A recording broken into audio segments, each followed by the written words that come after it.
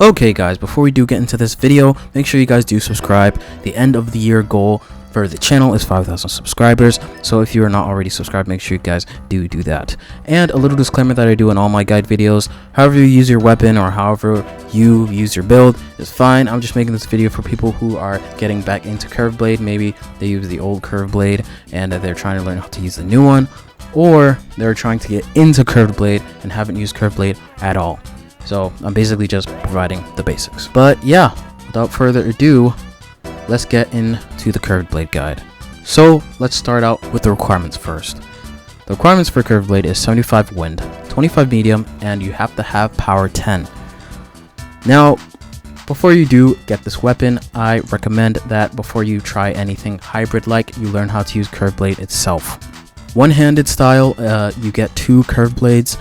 You hold 2 curved blades, and your M2 is basically a spiral of slashes or flurry of slashes, however you want to call it. And two-handed, when you hold the handle with both hands, is basically a quick burst of wind.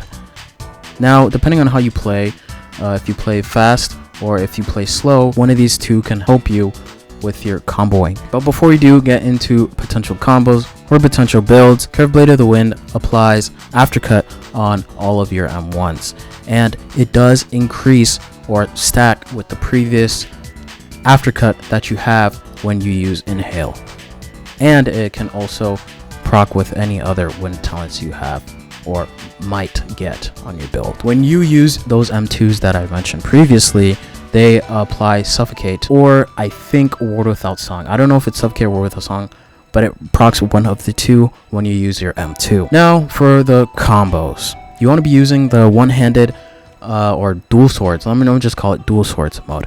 Well, you want to be using the dual swords mode when you're, I guess, trying to mind game your opponent, or when you are trying to gap close, because it does basically give you huge distance. And I'd say you want to use the two-handed or the one sword when you're trying to, I guess, peel somebody from afar, or I guess turn it into defensive. So yeah, basically to cut it short, two-hand is offensive and one hand is defensive. Stand your guard with one hand and go in with 2 hands. Potential builds. Now recently I have actually not been seeing regular curved blade builds, and what I mean by regular is just straight wind. Apparently people are always going hybrid builds, so I'm not going to tell you what to go.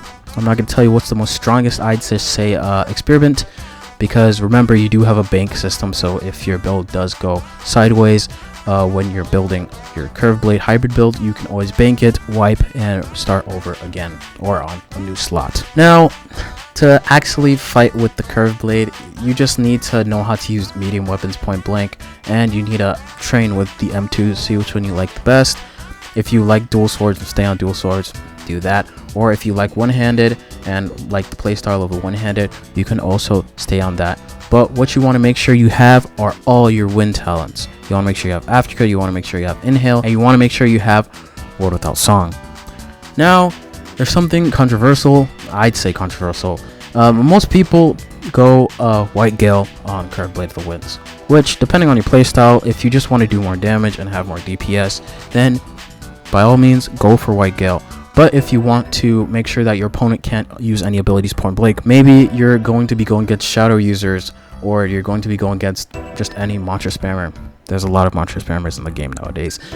You want to make sure you go ward without song, because you cannot get White Gale and have ward without song at the same time. But yeah, that basically concludes the curved blade guide. If you guys did find this guide helpful, or if you did enjoy it, make sure you do like the video so that other people who may need this can see it. Comment down below if you use curved blade or if you are thinking of getting into curved blade, and make sure you do subscribe. Like I said within the beginning, end of the year goal is 5,000 subscribers. And most importantly, make sure to have a great day, guys, and see you guys within the next video.